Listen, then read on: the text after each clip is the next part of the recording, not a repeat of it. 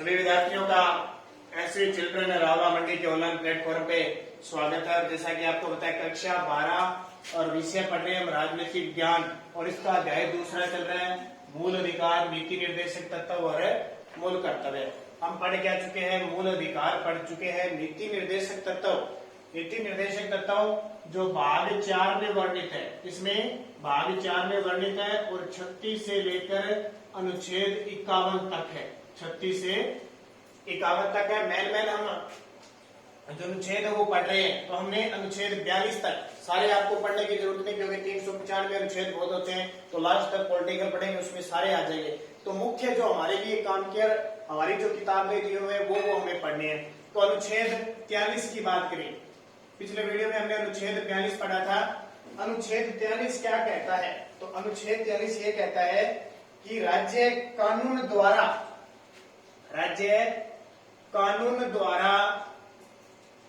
या अन्य संगठनों द्वारा राज्य कानून द्वारा या अन्य संगठनों द्वारा या अन्य किसी प्रकार से व्यवस्था करेगा, अन्य किसी प्रकार से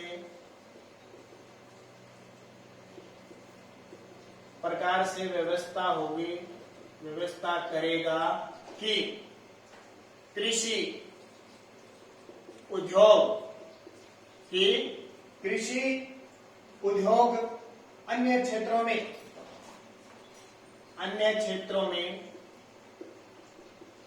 लगे श्रमिकों को जीवन निर्वाह के लिए, अन्य श्रमिकों को जीवन जीने के लिए यथास्थिति यथाचित या जितना उचित हो उतना वेतन मिल सके। आपको पता ना, बहुत जगह ऐसे श्रमिक होते हैं जहां उनको कुछ नहीं मिलता है, तो राज्य ऐसा कानून बनाएगी या एक संगठन ऐसा तैयार करेगी जिससे उन्हें क्या है कि कृषि क्षेत्र, उद्योग क्षेत्र में जो भी लोग हैं उन्हें, उन श्रमिकों को जीवन निर्वाह के लिए यथोचित वेतन मिल सके। ठीक है, ये बात भी की है। उनका जीवन स्तर बढ़ाने के लिए भी काम किया जाए, अनुच्छेद 43 ये कहता है। और इसके अलावा इसी अनुच्छेद में यह भी कहा गया है कि ग्रामीण क्षेत्रों में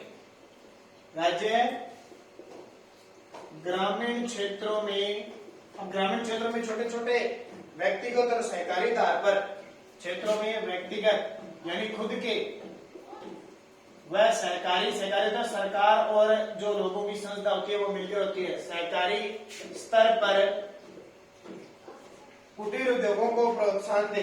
कुटीर उद्योग जो हाथों से बने हुए इसमें निर्माण बनते हैं, जैसे छोटे मोटे कोई टोकरी मंगाने, फूल चुनना, कोई जंगलों से लकड़ी काटना और इस तरह के छोटे छोटे काम होते हैं। घर से कोई कृषि के क्षेत्र में उत्पाद जैसे सब्जी वगैरह बेचना, ठीक है, वो छोटे बात है। कुटीर उद्योगों को प्रोत्साहन देना यानी हाथ से बने हुए छोटे मोटे काम होते हैं, प्रोत्साहन देना ये भी सरकार करेगी ग्रामीण क्षेत्रों में, चाहे वो व्यक्तिगत स्तर पर हो या सरकारी स्तर पर, ध्यान रखना। और इसके लिए 42वें संविधान संशोधन, अब 42वां संविधान संशोधन कब हुआ? तो 42वां संविधान संशोधन हुआ 1976 के तहत। दो आर्थिक सुरक्षा संबंधी निर्देशक और जोड़ दिए, दो आर्थिक सुरक्षा संबंधी जोड़ दिए। ठीक है, कौन कौन से? कमजोर वर्गों के लिए, जो कमजोर वर्ग के लोग हैं, कमजोर वर्ग के लोगों के लिए निःशुल्क शिक्षा की व्यवस्था, जो कमजोर वर्ग के ना उनके बालकों को निःशुल्क शिक्षा दी जाए, ये निःशुल्क कानूनी सहायता दी जाए। ठीक है, वकील वगैरह है ना, अगर कोई अपराध, उन्हें कोई मामला लड़ना है, कोई कोर्ट में जाना है, तो उनके लिए वकील है वो फ्री होगा। दूसरा जो औद्योगिक संस्थान है, औद्योगिक संस्थाओं को बनाने के लिए, औद्योगिक संस्थाओं को के प्रबंधन में जो प्रबंध होता है ना, उसमें बड़े बड़े सदस्य होते हैं, तो प्रबंधन में कर्मचारियों की भागीदारी सुनिश्चित हो। ठीक है, कोई प्रबंध का काम किया जाता है उसमें कर्मचारियों की भी भागीदारी होनी चाहिए। ठीक है, ये अनुच्छेद 43 है, थोड़ा पढ़ लेना इनको। राज्य कानून द्वारा, अन्य संगठनों द्वारा, अन्य किसी प्रकार से व्यवस्था करेगा कि कृषि उद्योग व अन्य क्षेत्रों में लगे श्रमिकों को जीवन निर्वाह हेतु यथोचित वेतन मिल सके, यानी उनका जीवन स्तर सुधर सके। राज्य ग्रामीण क्षेत्रों में व्यक्तिगत और सरकारी स्तर पर कुटीर उद्योग को प्रोत्साहन देगा। और 42वें संविधान संशोधन 1976 के तहत 2 आर्थिक सुरक्षा संबंधी और मामले जोड़ती है कि कमजोर वर्ग के लोगों को निःशुल्क कानूनी सहायता मिलेगी और औद्योगिक संस्थानों के प्रबंधन में कर्मचारियों की भागीदारी होगी। अब देखो अनुच्छेद 43 ए और बना दिया, कै और बना दिया, ठीक है। आपको ना कई जगह भाग अलग, जैसे अनुसार 3 है, अब इसमें कुछ संशोधन किया ना, तो हिंदी में तो इसका आगे लिख दिया कै, अंक में 1 लिख दिया जाता है, ABCD में E लिख दिया जाता है, ठीक है। तो कंफ्यूज मत होना। तो 43 कै के अनुसार राज्य उचित व्यवस्थापन है किसी प्रकार से,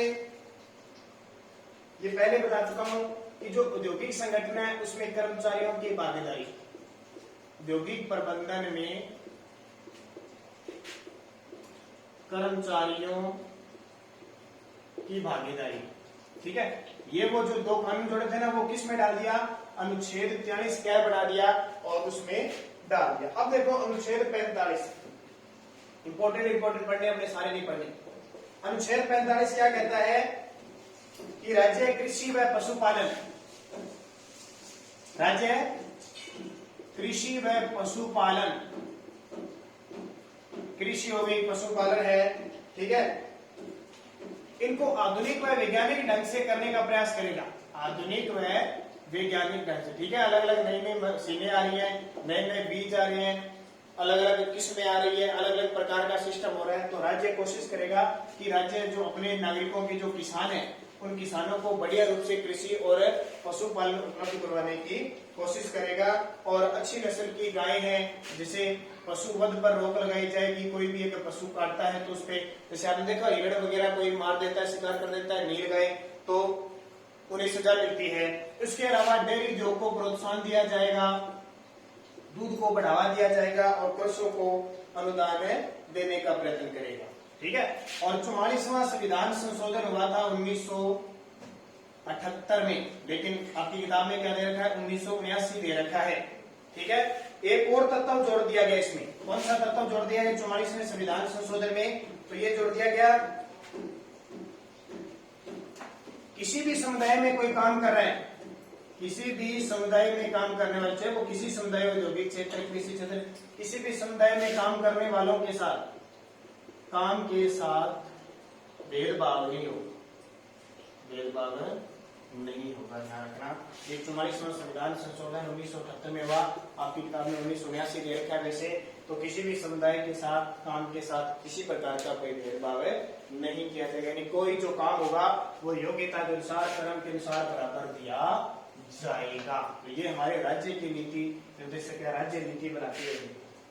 अब देखो हम ये तो हो गया सारे आर्थिक क्षेत्र में। अब देखो सामाजिक सुरक्षा है, कौन सा है सामाजिक सुरक्षा व शिक्षा संबंधी निर्देश, सुरक्षा व शिक्षा संबंधी निर्देश, शिक्षा संबंधी निर्देश, ठीक है। सामाजिक सुरक्षा व शिक्षा संबंधी निर्देश। अब इसमें क्या है, तो इसमें अनुच्छेद 44 काम कर रहा है, क्योंकि अलग अलग पार्ट दे दी ना, तो हमने 44 नहीं पढ़ा था। अब यहाँ पे 44 क्या कहता है कि समान नागरिकता, समान आचार संहिता, यानी सबको समान माना जाएगा, सब नागरिकों के समान अवसर दिएंगे, सभी नागरिकों के लिए आचार संहिता, हर प्रकार की जो संहिता बनेगी यानी कानून बनेंगे वो पूरे, चाहे वो अमीर हो, मध्य वर्ग हो, गरीब हो, किसी भी जाति का सबके लिए समान आचार संहिता लागू होगी।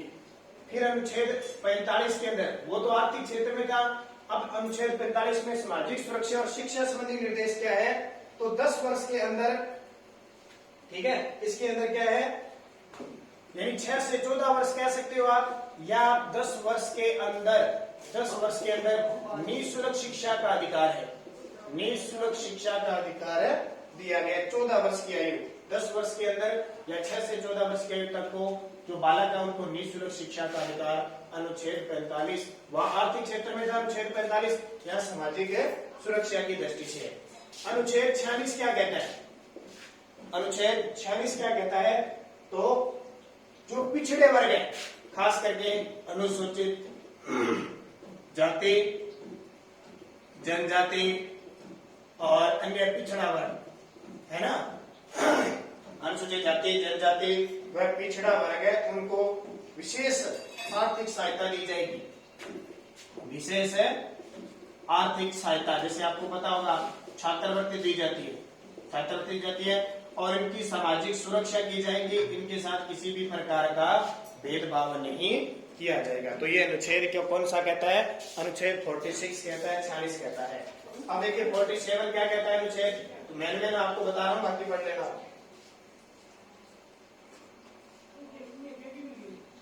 अनुच्छेद ये कहता है कि राज्य नागरिकों के स्वास्थ्य का ध्यान रखेगी, यानी कहने का मतलब उचित व्यवस्था करेगी। ठीक है, स्वास्थ्य, इसीलिए आपने देखा होगा भामाशाह के तहत जब हम बड़े सरकारी हॉस्पिटल में जाते हैं तो ऑपरेशन फ्री होता है, दवाइयां फ्री मिलती है। वो किस अनुच्छेद के तहत? अनुच्छेद 47 के तहत नागरिकों की स्वास्थ्य का ध्यान रखा जाता है, उचित व्यवस्था की जाती है। उन्हें इस तरह का कोई मिलावटखोर है, कोई मादक पदार्थ है, इस प्रकार का खाद्य पदार्थ जिससे क्या है कि नागरिकों को नुकसान होता है, उनपे क्या करेगी?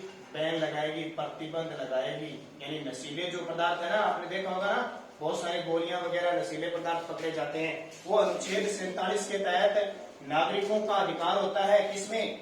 राज्य सरकार का अधिकार होता है कि वह राज्य में अपनी जनता को चिकित्सा क्षेत्र मुहैया करवाए और स्वास्थ्य का ध्यान रखे, मृत्यु दर में गिरावट न हो, और मिलावटखोरों, मादक और जो नशीले पदार्थ है उन पे प्रतिबंध लगाया जाना कि उस राज्य का नागरिक है वो स्वस्थ रहे। ठीक है, तो ये नीति निर्देशक अनुच्छेद 47 के तहत लगाया गया। 46 में क्या है? अनुसूचित जाति, जनजाति और जो पिछड़े वर्ग के लोग हैं उन्हें विशेषकर आर्थिक सहायता दी जाती है। जो हमारे विद्यालय में छात्र होते हैं उनको छात्रवृत्ति दी जाती है, और जो बुजुर्ग लोग होते हैं उन्हें पेंशन दी जाती है। और दूसरा, उनके साथ किसी प्रकार का भेदभाव नहीं किया जाएगा और उनकी सुरक्षा की जाएगी। अनुच्छेद 45 में हमने क्या पढ़ा कि 6 से 14 वर्ष के बच्चों को निःशुल्क शिक्षा का अधिकार दिया गया, जो कमजोर तबके के लोग हैं। और अनुच्छेद 44 में क्या है कि हर एक नागरिक को समान आचार संहिता कानून बनाया गया, यानी पूरे राज्य में चाहे वो अमीर है, गरीब है, चाहे वो किसी भी जाति का है, सबको कानूनी अधिकार समान रूप से दिया गया है। तो ये 47 तक हो गई। उसके बाद में देखो 42 में संविधान संशोधन में कुछ और जोड़ दिया गया। क्या जोड़ा है? देखो 42वां संविधान संशोधन के तहत अनुच्छेद 48 क्या जोड़ दिया? पर्यावरण से संबंधित है कि राज्य के अंदर नागरिकों को स्वास्थ्य सेवाएं तो मिलनी चाहिए, लेकिन नागरिक जिस क्षेत्र में रह रहा है वो पर्यावरण संबंधी वातावरण भी अच्छा होना चाहिए। वातावरण भी अच्छा होना चाहिए, तो व्यक्ति क्या रह सकता है? सुरक्षित रह सकता है। जैसे वन्य जीव और वनों को सुरक्षित रखा जाएगा।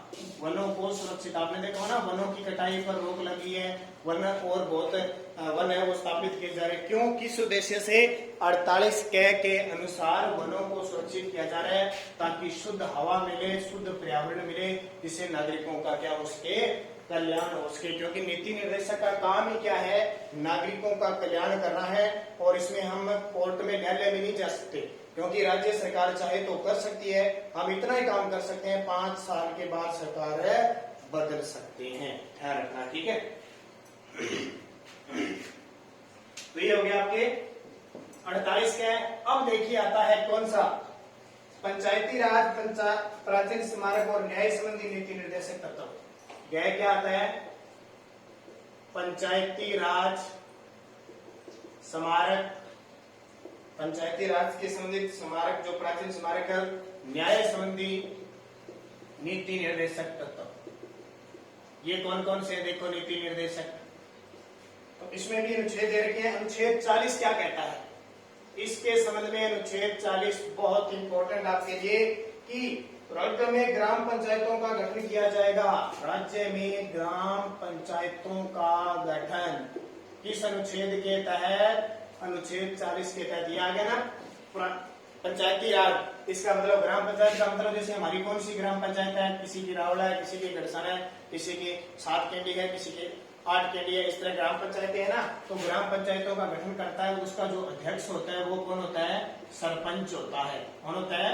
सरपंच। अनुच्छेद 40 के तहत। और फिर वो सरपंच क्या है? अपने ग्रामीण क्षेत्रों में क्या करवाता है? विकास करवाता है कि नहीं करवाता है? तो ये अनुच्छेद 40 के तहत गठन किया गया है। अनुच्छेद 39 क्या कहता है? अनुच्छेद 49 कहता है कि राज्य के अंदर जितने भी प्राचीन स्मारक हैं, प्राचीन स्मारक का मतलब कोई दुर्ग है, कोई महल है, कोई तालाब है, ठीक है, कोई इमारत है, कोई पुरानी सड़क है, कोई और मूर्तियां हैं, उन सब की सुरक्षा राज्य सरकार करेगी। और करेगी राज्य सरकार का काम है, चाहे वो चित्रकला के क्षेत्र में हो, चाहे कला के क्षेत्र में हो, सबको एक तो उनका विकास करेगी और उन्हें विरासत सूची में शामिल करवाएगी ताकि पर्यटन को बढ़ावा दे सके। अब बड़े बड़े दुर्ग हैं, हमारे राजस्थान में दुर्ग है ना, मान लो राज्य सरकार की बात करें, राजस्थान में दुर्ग है, अगर इनको सरकार मतलब बहुत बड़े बड़े हैं, इनको समाप्त कर दे, नष्ट कर दे, तो हमें क्या पता? पहले इतिहास के था, बड़े बड़े महल बने हुए हैं, तालाब बने हुए, इमारतें, झीलें बनी हुई है, तो सरकार का दायित्व बनता है कि इनको सुरक्षित रखा जाए। एक आता है अनुच्छेद 50। अनुच्छेद 50 क्या कहता है कि न्यायपालिका और कार्यपालिका को अलग अलग किया जाए। न्यायपालिका व कार्यपालिका का पृथक्करण, न्यायपालिका व कार्यपालिका का पृथक्करण। इसका मतलब क्या हुआ कि मैंने आपको आगे मैं और पढ़ाऊंगा, आपको अगला जो चैप्टर आएगा, अगला पार्ट, वो संसद पे आएगा। यानी सरकार, मैंने शुरुआत जब पॉलिटिकल शुरू की थी, सरकार के 3 अंग बताए थे। कौन कौन से? व्यवस्थापिका, कार्यपालिका और न्यायपालिका बताए थे ना। व्यवस्थापिका, कार्यपालिका और न्यायपालिका 3 अंग बताए थे। व्यवस्थापिका का मतलब होता है व्यवस्था करना, कानून बनाना। न्यायपालिका का मतलब है जो कानून बना दिया उसको सुचारू रूप से कार्य करना, आगे बढ़ाना। और जब ये दोनों ही ढंग से काम नहीं करें तो फिर न्याय होता है। ये दोनों नागरिकों के लिए काम करते हैं। अगर नागरिकों के मूल अधिकारों का या किसी अधिकार का हनन होता है तो हम कहाँ जाते हैं? न्यायालय में जाते हैं। तो इसने कहा है कि कार्यपालिका और न्यायपालिका अलग अलग होनी चाहिए। अगर इकट्ठी होगी तो मान लो अपने न्याय करने यहाँ जाते हैं, यहाँ प्रधानमंत्री बैठा है, तो न्यायपालिका में किसकी चलेगी? प्रधानमंत्री चलेगी। इसलिए हमारी न्यायपालिका स्वतंत्र है। अनुच्छेद 50 के तहत न्यायपालिका और कार्यपालिका को अलग अलग किया गया है। ये नीति निर्देशक तत्व के आपके न्यायपालिका व्यवस्थापिका से संबंधित अनुच्छेद है। एक और रह जाता है गैर। है क्या है? देखो है, और पढ़ लेते हैं। यह है अंतरराष्ट्रीय शांति, अंतरराष्ट्रीय शांति और सुरक्षा संबंधी नीति निर्देशक। आपको पता होगा हमारी सुरक्षा के लिए, हमारा भारत है, हमारे भारत पे बॉर्डर लगी हुई है, इस बॉर्डर पे पुलिस फौजी तैनात है कि नहीं? आर्मी तैनात है, बीएसएफ तैनात है। वो किस अनुच्छेद के तहत? अंतरराष्ट्रीय शांति और सुरक्षा संबंधित। और हर राज्य में अपनी अपनी पुलिस है ना, सीबीआई है, जांच करता है कि नहीं है? होमगार्ड के जवान है। किस लिए? अनुच्छेद इस तहत के अंतरराष्ट्रीय शांति, अनुच्छेद 51, ठीक है, अनुच्छेद भी पढ़ लेना। अनुच्छेद 51 के तहत हमारे नागरिकों को सुरक्षित रखने के लिए, उनमें शांति रखने के लिए हर राज्य की अपनी पुलिस है। राज्य की पुलिस है कि नहीं? और पूरे देश के अंदर फौजी है कि नहीं? आर्मी है कि नहीं? वो किसकी सुरक्षा करते हैं? ये फौजी तो क्या करते हैं? हमारी दूसरे देशों से सुरक्षा करते हैं। और जो हमारे राज्य की पुलिस है वो आम नागरिक के बीच में कोई लड़ाई झगड़ा न हो, कोई मामला न हो, उसकी रक्षा की जाती है। तो किस अनुच्छेद के तहत? अंतरराष्ट्रीय शांति और सुरक्षा संबंधी जो नीति निर्देशक तत्व है, अनुच्छेद 51 के तहत, ठीक है। इसमें थोड़ी बातें पढ़ लेना बस। पुलिस क्या काम करती है, फौजी क्या काम करता है? मध्यस्थता करती है। कोई विवाद हो जाए तो उसको निपटारा किया जाता है, कोई बड़ा बढ़ जाए तो न्यायालय में जाया जाता है। तो ये आपके हो गए नीति निर्देशक तत्व। कल हम पढ़ेंगे नीति निर्देशक तत्वों का महत्व, क्रियान्वयन के कुछ उदाहरण, और फिर हम मूल कर्तव्य पढ़ेंगे।